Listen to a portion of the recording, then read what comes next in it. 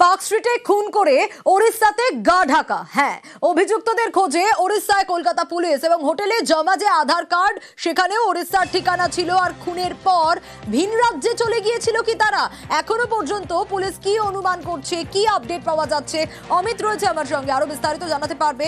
Amit, park স্ট্রিটে এই খুনের ঘটনা আর তারপর ওড়িশায় গা ঢাকা, এখনো পর্যন্ত এই ঘটনায় কি কি আপডেট পাওয়া যাচ্ছে? পুলিশি তদন্তে কি কি উঠে আসছে? তো পার্ক স্ট্রিটের হোটেলে রাহুল লাল বলে যে যুবককে খুন করা হয়, সেই খুনের ঘটনায় তার অপর যে দুই সঙ্গী ছিলেন তারা ভিন রাজ্যে গা ঢাকা দিয়ে থাকতে পারেন, এমনটাই মনে করছে তদন্তকারী আধিকারিকরা।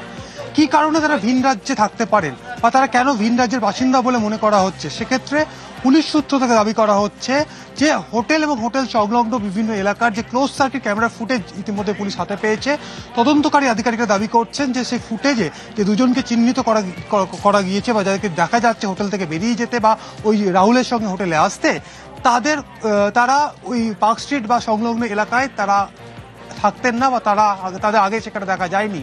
সেক্ষেত্রে ঘটনার দিন রাহুলের সঙ্গে এই দুই যুবক তারা হোটেলে আসেন এবং ওই দিন রাত্রি 11:30 পৌনে 12টার মধ্যে তারা হোটেল থেকে চেক আউট করে বেরিয়ে যান, কিন্তু রাহুল বেরোননি। রাহুলের দেহ তার দুদিন পর হোটেলের 302 নম্বর ঘরে যে বক্স কাট রয়েছে, বক্স কাটের ভেতর থেকে উদ্ধার করা হয়েছে। যে দুজনের কথা বলা হচ্ছে সে দুজন ভিন রাজ্যের বাসিন্দা বলে মনে করা হচ্ছে, কারণ হোটেলে যে আধার কার্ড জমা দিয়ে রুম বুক করা হয়েছিল সেই আধার কার্ডে যে ঠিকানা পেয়েছে কলকাতা পুলিশ বা তদন্তকারী অফিসাররা, সেই ঠিকানা ওড়িশার বলেই জানা গিয়েছে। সেক্ষেত্রে তারা ওড়িশার বাসিন্দা হতে পারে বলে মনে করা হচ্ছে এবং ইতিমধ্যেই কলকাতা পুলিশের একটি টিম ওড়িশার উদ্দেশ্যে রওনা দিয়েছে, এমনটা লালবাজার সূত্রে খবর। এবং অন্যান্য জায়গাতে, ওড়িশা ছাড়াও অন্যান্য জায়গাতে তাদের খোঁজ ইতিমধ্যে শুরু করা হয়েছে।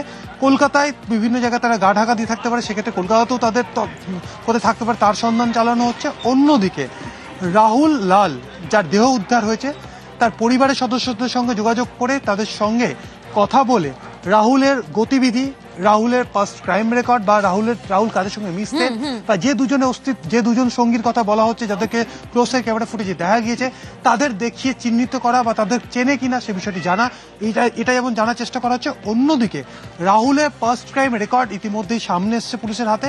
এই পার্ক স্ট্রিট থানাতেই বেশ কয়েক বছর আগে রাহুল লাল যার মৃতদেহ উদ্ধার হয়েছে তার একাধিক মামলা ছিল। পার্ক স্ট্রিট থানা থেকে গ্রেপ্তার করেছিল। সেখানে পুরনো কোনো শত্রুতা, কোনো আর্থিক লেনদেন বা কোনো বকেয়া কোনো টাকা পয়সা, এই সমস্ত কারণে খুন হয়েছে কিনা মোটিভ এখনো স্পষ্ট নয়। দুজন অভিযুক্ত ধরা পড়লে মোটিভ স্পষ্ট হবে, এমনটাই কিন্তু পুলিশের দাবি। বেশ অমিত।